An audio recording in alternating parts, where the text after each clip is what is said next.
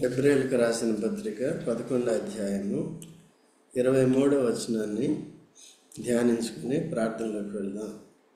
మోషే పుట్టినప్పుడు అతని తల్లిదండ్రులు ఆ శిశువు సుందరుడై ఉన్నట్టు చూచి విశ్వాసమును బట్టి రాజాజ్ఞకు భయపడక 3 మాసములు అతన్ని దాచిపెట్టిరి.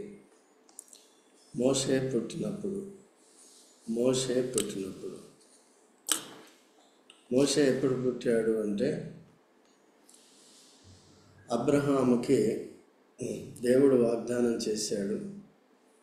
ఆదికాండం 15వ అధ్యాయంలో యోసేపును బట్టి యోసేపు తల్లిదండ్రులు అన్నదమ్ములందరూ కూడా దాదాపు 70-75 మంది ఐగుప్తుకి వెళ్ళారు.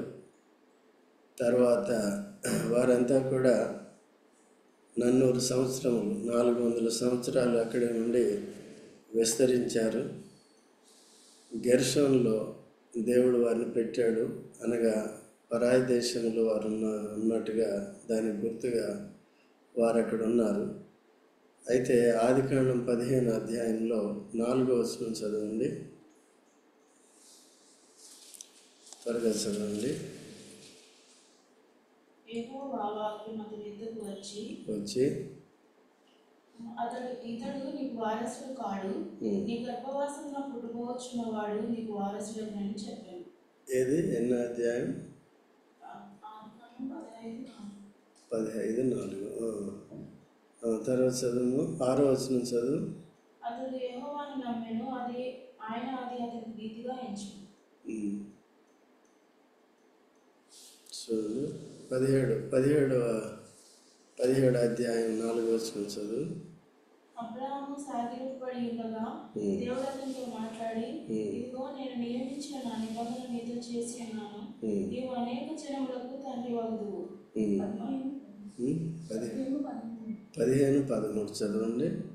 ఆయన నీ సంతతి వారు తమది కాని పరదేశములో నివసించి నీ సంతతి వారు తమది కాని పరదేశములో నివసించి ఆ దేశపు వారికి దాసులుగా ఉందురు. వారు 400 ఏళ్ళు వీరిని శ్రమ పెట్టుదురు. వీరు ఎవరికి దాసులవుదురో ఆ జనములకు నేనే తీర్పు తీర్చుదును. తరువాత వారు మిక్కిలి ఆస్తితో బయలుదేరి వచ్చుదురు. నీవు క్షేమంగా నీ పితరుల యొద్దకు పోయేదము. చూశారండి, దేవుడు అబ్రహాముకి భవిష్యత్తులో జరగబోయేది, తన సంతతి వారికి జరగబోయేది అంతా కూడా తెలియజేస్తున్నాడు. దేవుడు ఏంటంటే భవిష్యత్తుని తెలియజేసే దేవుడు. వర్తమాన భూత భవిష్యత్ కాలంలో ఉండే దేవుడు జరిగిన వాటిని, జరుగుతున్న వాటిని, జరగబోయే వాటిని తన భక్తులకి తెలియజేస్తాడనమాట. దాని గురించి అభ్యంతర పడకుండా ఉండాలని, దాని విశ్వాసం ఉంచి నిరీక్షణ కలిగి వాటి కొరకు వేచి ఉండాలని, దేవుడిచ్చిన దర్శనం ఎప్పుడు కూడా ఏది నిరర్ధకం కాదు. సో ఆ సందర్భంలో ఇక్కడ తమది కాని దేశంలో వారు ఉంటారని, అక్కడ పరాయి జనానికి వారు దాసులవుతారని, సో ఆ బానిసత్వం నుంచి నేను మిమ్మల్ని విడిపిస్తానని దేవుడు ఇక్కడ అబ్రహాముకే వాగ్దానం చేశాడు. సో విడిపించే సమయం వచ్చినప్పుడు దేవుడు మోషేని అక్కడ పుట్టించాడు. మోషేని అక్కడ పుట్టించిన సమయంలో నిర్గమకాండం 1వ అధ్యాయంలో చూస్తే తీనవసరం లేదు, తెలిసిన వృత్తాంతం ఇదంతా. కాబట్టి అక్కడ కొత్త రాజు వచ్చాడు. అంటే యోసేపుని ఎరగనివాడు, తర్వాత ఇశ్రాయేల్ ప్రజల్ని ఎరగనివాడు వచ్చి, ఇక వచ్చిన వెంటనే ఆ కొత్త రాజు వచ్చిన వెంటనే, ప్రభుత్వం మారిన వెంటనే ఇక్కడ దేని మీద దృష్టి పెట్టలేదు, కానీ దేని మీదే దృష్టి పెట్టాడు అన్నమాట. ఇశ్రాయేల్ ప్రజల మీదే దృష్టి పెట్టాడు. వారి గురించి ఆలోచించి వీరు మనకంటే విస్తారమైన జన్మ అవుతారు, మన మీదకి శత్రు దేశం ఏదన్నా యుద్ధానికి వస్తే వీరు వాళ్ళతో చేతులు కలుపుతారు, కాబట్టి మన దేశాన్ని లాక్కుంటారనే దుర్బుద్ధి, దురాలోచన తనకి పుట్టిన వెంటనే ఇదేంటంటే ఒక రకంగా దేవుని సంకల్పం. వారిని ఇశ్రాయేల్ ప్రజల్ని అబ్రహాముకి వాగ్దానం చేసినట్టుగా విడిపించాలంటే, వారు విడుదల పొందాలంటే ఇటువంటి శ్రమ అనేది రావాలన్నమాట. కాబట్టి అందుకనే ఎవరిని కఠినపరచకూడదునో వారిని కఠినపరుస్తాను, ఎవరికి కృపనిస్తానో వారికి కృపనిస్తాను అని చెప్పాడు అన్నమాట. ఆ సమయంలో దేవుడే ఆ రాజుని తన హృదయాన్ని కఠినపరిచాడు. మామూలుగా చెప్తే ఎవరు కూడా వినరు. ఇశ్రాయేలు రండి, దేవుడు వచ్చాడు, మిమ్మల్ని విడిపించి తీసుకుపోతాడంటే వాళ్ళు ఎవరు కూడా నమ్మరు అన్నమాట. నమ్మిన తర్వాత కూడా దేవుడు అనేకమైన అద్భుత కార్యాలు చేసిన తర్వాత కూడా దేవునికి ఎంత అవిధేయులుగా, ఎంత మొండితనం కలిగి ఉన్నారో కూడా ఇశ్రాయేల్ యొక్క చరిత్ర మనందరికీ కూడా తెలిసిందే. కాబట్టి అటువంటి రాజుని కలుగజేసి, హృదయ కాఠిన్యం కలిగిన రాజుని తాను ఈ లోకంలో పుట్టించి, తనకంటే ముందుగా తర్వాత మోషేను పుట్టించాడు. అటువంటి రాజుని అధికారంలోకి తీసుకొచ్చిన సమయంలో మోషేని దేవుడు పుట్టించాడు.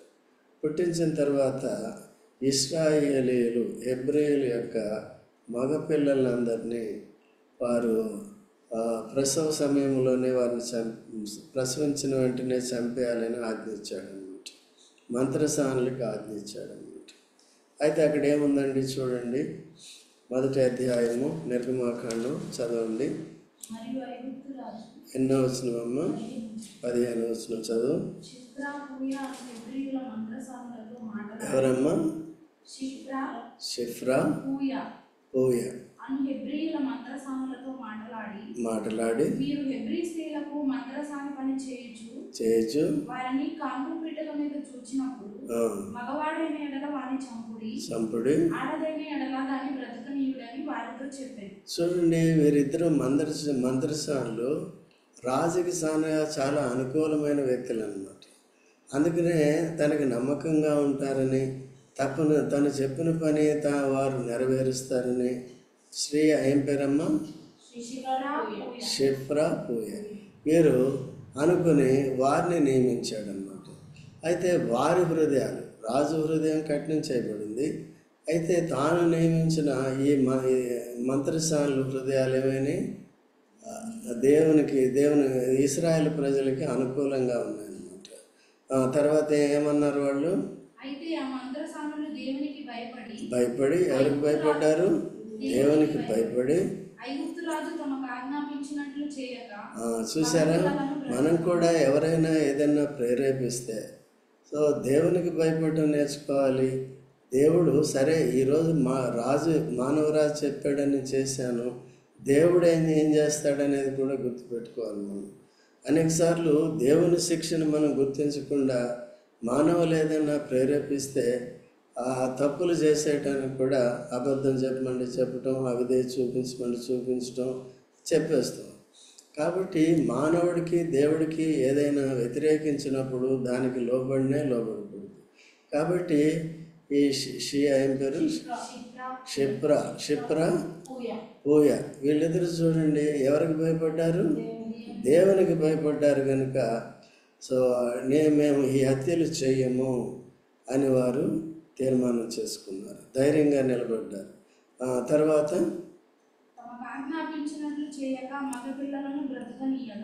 బ్రతకనీయగా పిలిపించి బ్రతకనిచ్చిరి అడిగాను. హెబ్రీ స్త్రీలు ఎటువంటి వారు కారండి? మరి క్రైస్తవ స్త్రీలు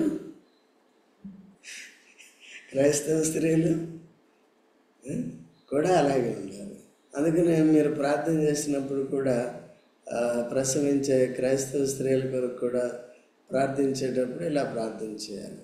ఓకే అండి. కాబట్టి హెబ్రీ స్త్రీలు ఐగుప్తు స్త్రీలు వంటి వారు, లోకంలో ఉన్న స్త్రీలు వేరు, దేవుని స్త్రీలు వేరు. వీరిని ప్రసవ వేదనల గురించి కూడా విడిపిస్తాడు. ఏమంటున్నారు వాళ్ళు? ఏమని సాక్ష్యం ఇస్తున్నారు? చురుకైన వారు. ఒకటేంటి? ఐగుప్తు స్త్రీలు వంటి స్త్రీలు గారు. రెండోదేంటి? చురుకైన వారు. మూడోదేంటి? మునిపే. చూసారా? చూడండి, అట్లా ఇక్కడ కూడా కొంతమంది ఉంటారు. ఆనాడు సొలొమోను రాజు దగ్గరికి ఇద్దరు స్త్రీలు ఒక మగ బిడ్డని తీసుకుని వచ్చారు. నా బిడ్డ అంటే నా బిడ్డ అంటారు. అదే ఇద్దరు కుమారులు కన్నారు.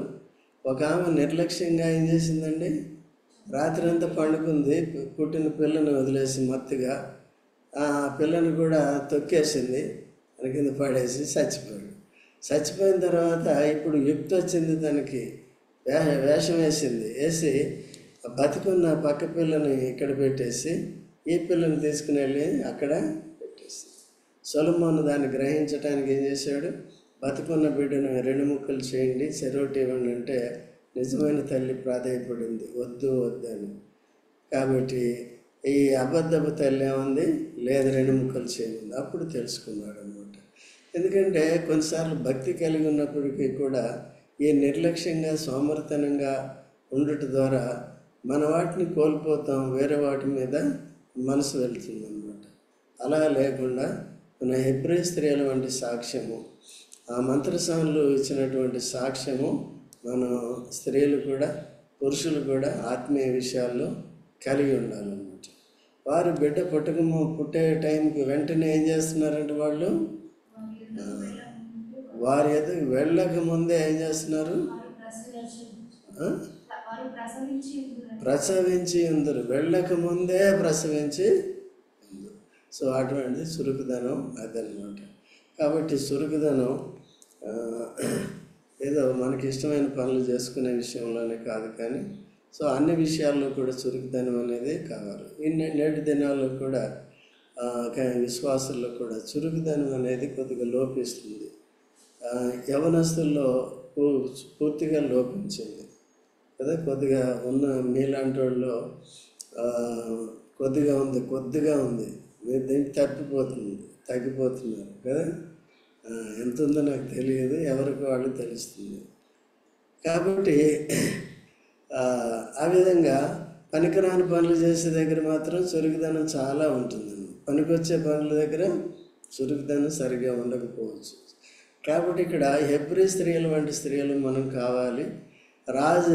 ఈ లోకానికి లేక సాతానికి మనం దొరకకుండా ఉండాలి, జాగ్రత్తగా ఉండాలి. ఆ పరిస్థితుల్లో సో అటు ఆ స్త్రీలు ఇద్దరు కూడా ఏం చేశారండి, రాజాజ్ఞకు భయపడి వారి జోలికి రాలేదు. వారు కూడా చురుకుదనం కలిగి తమ పిల్లల్ని జాగ్రత్త పరుచుకున్న తర్వాత ఏమైంది, ఆ టైంలో మోషే పుట్టాడనమాట కదా. 2వ అధ్యాయం చూడండి, నిర్గమాకాండం. వెళ్ళి చేసుకొనెను. ఆ లేవి ఎవరు చెప్పండి, లేవీయుడు అమ్రాం. ఒక్కొక్క లేవి కుమార్తెల్లో యోకెబేద్ ఆమెను పెళ్లి చేసుకున్నాడు. వాళ్ళకి పుట్టాడు ఎవరు, చదవండి. కానీ చూచి 3 నెలలు వానిని దాచెను. తరువాత ఆమె వాని దాచలేక వాని కొరకు ఒక జమ్ము పెట్టె తీసుకుని దానికి జిగటమన్నును కీలును పూసి అందులో ఆ పిల్లవానిని పెట్టి ఏటి ఒడ్డున జమ్ములో దానిని ఉంచగా వానికి ఏమి సంభవించునో తెలుసుకున్నటకు వాని. ఇప్పుడు చూడండి, ఈ స్త్రీకి ఎంత చురుకుదనం ఉందో, ఎంత జ్ఞానం ఉందో, ఎంత జాగ్రత్త ఉందో చూడండి. ఎవరికి, యోకెబేదుకి. తన బిడ్డను బ్రతికించుకోవడానికి ఇష్టపడింది కదా. ఇక్కడ సుందరుడై ఉండుట చూసి, సుందరుడు అంటే అర్థం ఏంటంటే దేవుని దయ పొందినవాడు. యేసుక్రీస్తు ప్రభు కూడా సుందరుడు. అదే బాహ్య సౌందర్యం మాత్రమే కాదు, కానీ దేవుని యొక్క సంకల్పం తన జీవితంలో దేవుడు కలిగి ఉన్నాడు. అటువంటి వారు ఈ రాజు కానీ, లేకపోతే సాతాను కానీ, లేకపోతే ఇంకొకరు కానీ ఎంత విరోధంగా పనిచేసినప్పటికీ కూడా దేవుడు తన సంకల్పాన్ని నెరవేర్చుకోవటానికి ఆ రీతిగా వదిలిపెట్టాడు అన్నమాట. మనల్ని కూడా దేవుడు వదిలిపెట్టాడు. మానవ రీతిగా మనం భయపడుతూ ఉంటాం, లోకంలో ఉన్న ప్రజల రీతిగా భయపడుతూ ఉంటాం. దేవుని సంకల్పంలో మనం ఉన్నాం, అందుకనే క్రీస్తుని బయలుపరిచాడు, క్రీస్తులో మనల్ని రక్షించాడు. ఇప్పుడు యోగవేత్త వంటి తెలివితేటలు జాగ్రత్తగా ఉండాలి. మా సంధ్య అమ్మ నిన్నటి రోజు వారి గృహంలో సంభవించిన పరిస్థితుల్లో చాలా జ్ఞానయుక్తంగా తాను ప్రవర్తించింది, తాను భద్రపరుచుకుంది. అదే మూర్ఖుల నోట్లో నుండి తాను విడిపింపబడింది. సో అటువంటి సాక్ష్యం మనం కలిగి ఉండాలి. దేవుడు తోడుగా ఉన్నాడు తప్పకుండా. మనం కూడా అందుకనే అటువంటి వారు ఎవరు అయితే ఇంట్లో అందరికీ రక్షణ లేకుండా ఇబ్బందులు పాలవుతున్నారో వారందరి కొరకు ప్రార్థన చేస్తున్నాం. సో అలాగే కంటిన్యూ చేయాలి. చేసినప్పుడు దేవుడు తప్పకుండా దర్శించి ఏం చేస్తాడంటే వారి ఆగ్రహం నుంచి విడిపిస్తాడు. ఎవరైతే ఇంట్లోనే విరోధులు అవుతారని దేవుడు యేసుక్రీస్తు ప్రభు ఆల్రెడీ ముందుగానే చెప్పాడు. నమ్ముకున్న వారిని క్రీస్తు నమ్మిన వారిని హింసిస్తారు. ఎందుకంటే సాతానుడు వెనుకుండి పనిచేస్తూ ఉంటాడు. ఆ అవిశ్వాసాల్ని వారి హృదయాల్ని కఠినపరుస్తాడు. కొత్త రాజు వంటి ఆలోచనలు పుట్టిస్తాడు. ఎప్పుడు ఎలా మారుతారో తెలియదు. అందుకని ఎడతెక్క ప్రార్థన చేసి జాగ్రత్తగా ఉన్నప్పుడు దేవుడు తప్పక వారి వశం నుంచి మనల్ని విడిపిస్తాడు. వారు పెట్టే శ్రమలు బాధల నుంచి కూడా విడిపిస్తాడు. ఇటువంటి చురుకుదనం మనకు కావాలి. తన కుమార్తెను కూడా అట్లే పెంచుకుందా యోకెబెతు. కుమార్తె పేరు ఏం పేరు? మిరియాం. చిన్నది, ఇంత పిల్ల ఉంది చూడండి, ఎంత తెలివి ఉందో చూడండి కదా. పెట్ట కొంచెం కోత ఘనం అంత ఉంది. కాబట్టి తాను కూడా తల్లికి సహకరించింది. తను కూడా దేవుడు వాడుకున్నాడు. ఆ తెలివితేటలు ఆ టైంలోనే వచ్చాడు. ఇప్పుడు అందుకనే దేవుని వాక్యం చేత మనం పిల్లల్ని ఇప్పటి నుంచి పోషించి దైవికమైన జ్ఞానంలోనికి వచ్చినప్పుడు అపాయాలు ఆపదలు వచ్చినప్పుడు ఎలాగని తప్పించుకోవాలనేది వారు తెలుసుకుంటారు. ఇతరులకి, నాకు కాదు కానీ ఇతరులకు కూడా వచ్చినప్పుడు ఎలా తప్పించాలి. కాబట్టి ఈ విషయాలని యేసుక్రీస్తు ప్రభు కూడా మనల్ని రక్షించడానికి వచ్చాడు. కాబట్టి తను భద్రపరచుకోలేదు కానీ తను మన కొరకు అర్పించుకొని మనల్ని రక్షించాడు. అదే రక్షణ పొందిన మన రక్షణని కాపాడుకుంటూ ఇతరుల రక్షణ కొరకు కూడా చాలా జాగ్రత్తగా ఉంది. ఆ చిన్న పిల్ల చూడండి, మిరియాము ఎంతో తెలివితేటలతో తాను కూడా మునిగిపోకుండా జమ్ము పెట్టి చేసి కీలు పోసి దాంట్లో బిడ్డను పెట్టి వదిలేసిన తర్వాత చూడండి, తర్వాత పని ఎవరు చేశారంటే సముద్రంలో ఆ బిడ్డ భద్రంగా ఉండటానికి మిరియాముని దేవుడు పెట్టాడు. తర్వాత రాణి వచ్చింది, ఫరో కుమార్తె. ఎవరైతే కఠినంగా ఉన్నారో, ఇటువంటి పిల్లల్ని చంపేయాలనుకున్నారో 3 నెలలు కూడా తాను కన్న తర్వాత భద్రంగా దాచినప్పటికీ కూడా ఇంక ఉంచలేదు. పిల్లవాడు పెద్దవాడు అయ్యేటప్పటికీ కూడా ఇక అరుపులు కేకలు బయటకు వినపడతాయి. ఈ సమస్యలతో ఉంది కనుక ఆ విధంగా చేసినప్పుడు ఒక పట్ల వెనకే దేవుడు, మన ఆలోచనలు కాదు కానీ దేవుడే ఆ రీతిగా సిద్ధపరుస్తూ ఉంటాడు. తండ్రి ఏమో ఫరో రాజు చాలా కఠినంగా ఉన్నాడు. అదే సమయంలో కుమార్తె పిల్లలంటే ఇష్టం. అందులోకి సౌందర్యవంతుడైన పిల్లవాడు. ఈ సౌందర్యాన్ని ఎందుకు ఇచ్చాడు? ఇంత సౌందర్యం అంటే దాన్ని ఆకర్షింపబడాలి. ఎందుకంటే ఆ ఫరో కుమార్తె ఆకర్షింపబడి ఆ బిడ్డను ప్రేమించి ఆ బిడ్డను స్వీకరించి ఆ బిడ్డను సంరక్షించాలి అనే ఉద్దేశంతో ఆ బాహ్య సౌందర్యాన్ని కూడా ఆ చిన్న పిల్లవాడు మోషేకి బిడ్డకి ఇచ్చాడు. అలాగే విడిచిపెట్టినప్పుడు ఆ స్త్రీలు వచ్చారు. తర్వాత జమ్ము పెట్టిని చూసినప్పుడు వెంటనే దాన్ని తీసి తెరిచి చూశారు. చలికెత్తులు వాళ్ళు చూసిన వెంటనే సుందరుడు మోషేకి ఇంక పేరు పెట్టలేదు. మోషే పేరు ఎవరు పెట్టారు? ఫరో కుమార్ తల్లి కూడా పెట్టలేదు. ఉంటాడో లేదా అని పేరు కూడా పెట్టలేదు.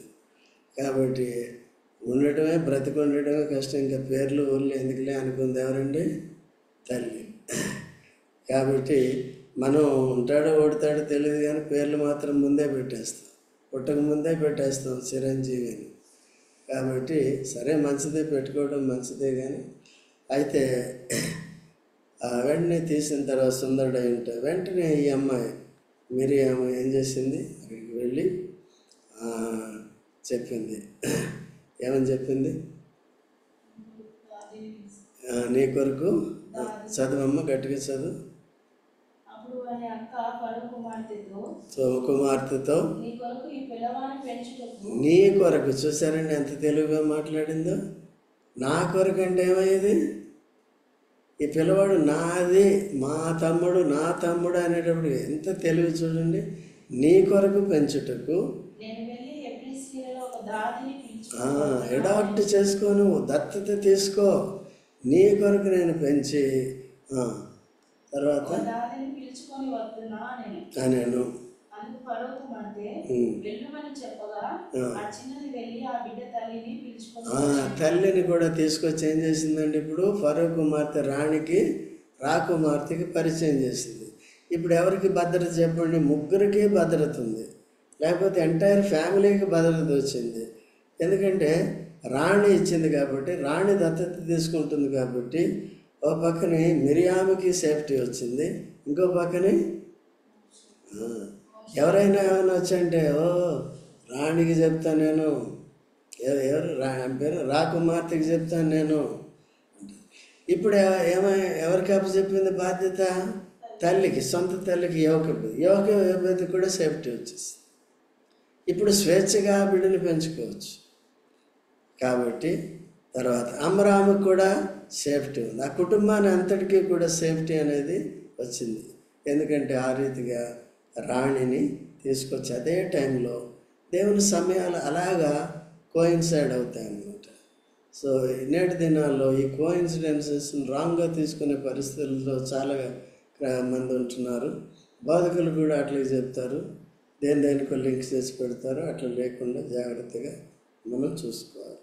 తర్వాత ఆ ప్రకారమే సొంత తల్లి బిడ్డను తీసుకుని వెళ్ళింది. ఇప్పుడు ఎవరు వచ్చారండి? మోషే చంటిబిడ్డ మోషేని సముద్రంలో విడిచిపెడితే ఎవరున్నారు అక్కడ? మిరియాము ఉంది. ఇప్పుడు ఎంతమంది వెళ్తున్నారు ఇంటికి తిరిగి? ముగ్గురు వెళ్తున్నారు కదండి, వెళ్తున్నారు. కనుక ఆ రీతిగా దేవుడు అటువంటి కార్యాలు జరిగిస్తాడు. మనం కూడా యాక్చువల్గా దైవ సంకల్పానికి దూరంగా ఉన్న వారము, దేవుని ప్రజలుగా లేని వారము, బయట ఉన్న మనల్ని కూడా రక్షించడానికి యేసు ప్రభు ఈ లోకంలో పుట్టాడు. యేసు ప్రభు కూడా ఈ లోకంలో గర్భవతిగా ఉన్నప్పటి నుంచి కూడా తనకు సేఫ్టీ లేదు మరియాకి. ఒక పక్కనేమో ప్రదానం చేసుకున్న యోసేపు ద్వారా ప్రాబ్లం ఉంది. సో అతనికి దేవదూత ఇంటర్వ్యూ అనేది చెప్పినప్పుడు కన్విన్స్ అయ్యాడు, లేకపోతే ఆమెను వదిలేశాడు. కాబట్టి తనకు కూడా ఆశ్చర్యం అనిపించింది, ఇది ఎట్లా జరుగుతుంది అంటే పరిశుద్ధాత్మ నిన్ను కమ్ముకొని కానీ సర్వశక్తిని శక్తిని పొందిన బిడ్డను కంటావు అని చెప్పాడు. అందుకనే ఆత్మ మూలంగా జన్మించింది ఆత్మ అన్నమాట. సో యేసు ప్రభు ఆత్మ మూలంగా జన్మించాడు. మనలందరినీ కూడా ఆత్మలో జన్మింప చేయటానికి ఆత్మ జన్మకి ఫిజికల్ కాంటాక్ట్ అవసరం లేదు. సో ఆదాముకి, మొదటి ఆదాము కూడా ఆత్మే మట్టిని విగ్రహంగా చేసినప్పుడు దేవుడు ఏం చేశాడు? తన నాసికారంధ్రంలో జీవవాయువును వదిలాడు. సో తద్వారా ఏమైపోయాడండి అంటే తన ఆత్మను వదిలాడు, తన శక్తిని వదిలాడు, జీవాత్మ అయిపోయాడు. అంటే శరీరం వచ్చింది, లోపల ఆత్మ వచ్చింది.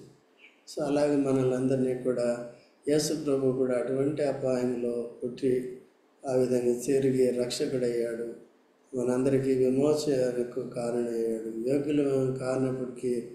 అయోగ్యులమైనప్పటికీ మనల్ని రక్షించి దేవుని రాజ్యానికి యోగ్యులుగా చేశాడు, దేవుని ప్రజలుగా చేశాడు.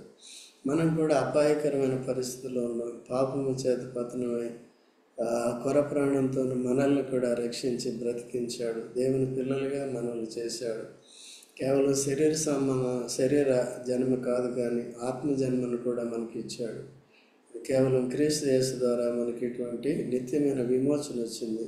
ఆ దినాల్లో మోషేని పుట్టించి అపాయకరమైన మరణ పరిస్థితి నుంచి విడిపించాడు. ఆ యువరాణి కూడా ఏమంది? ఈయన నీటిలో నుండి తీయబడ్డాడు కనుక ఇతనికి మోషే అంటే ఇంగ్లీష్లో డ్రాన్ అవుట్. మోజెస్ అంటే అర్థం ఏంటంటే డ్రాన్ అవుట్ అంటే బయట తీయబడ్డా. నేటి దినాల్లో సంఘం కూడా డ్రాన్ అవుట్. మనం కూడా లోకం అనే సముద్రంలో ఉన్నాము, లోకం అనే నీటిలో ఉన్నాము. దాని నుండి మనల్ని బయటికి తీసుకొచ్చాడు. ఈ భూమి కూడా ఆది యందు నీళ్లతో నిండిపోయింది. నీటిని అంతటిని తొలగించి ఈ భూమిని బయటికి తీసుకొచ్చాడు. కాబట్టి ఏదైతే మనల్ని పాడు చేస్తుందో, ఏదైతే మనల్ని ముంచాలని చూస్తుందో, ఏదైతే మనల్ని ఫలించకుండా చేస్తుందో, దాని అంతటి ప్రభావం నుంచి మనల్ని బయటికి తీసుకొచ్చి మనల్ని నిలబెడతాడు దేవుడు. అట్లాగా మోషే బ్రతికుంటుడి ద్వారా ఏమైపోయిందండి? తన సంకల్పం మరి. అయితే దేవుని క్రియలు చేసేటప్పుడు ఏమనకూడదండి? భయపడకుండా జాగ్రత్తగా ఉండాలి. మంత్రసానులకి ఏం లేదు, మంత్రసానులకి ఏం లేదు, భయం లేదు. రాజాజ్ఞకి భయం లేదు. దేవుని సేవ చేయాలంటే ఏముండాలి? అంత పెరిగితనము. అదే ఎవరికైనా చెప్పాలంటే ఎంత భయమో, నలుగురు ముందు మాట్లాడాలంటే ఎంత భయమో. కాబట్టి పరిశుద్ధాత్మ శక్తి ద్వారా మన సమస్త కార్యాలు మన ద్వారా చేయిస్తాడు. జాగ్రత్తగా ఉండాలి. ప్రార్థనలోకి వెళ్దాం.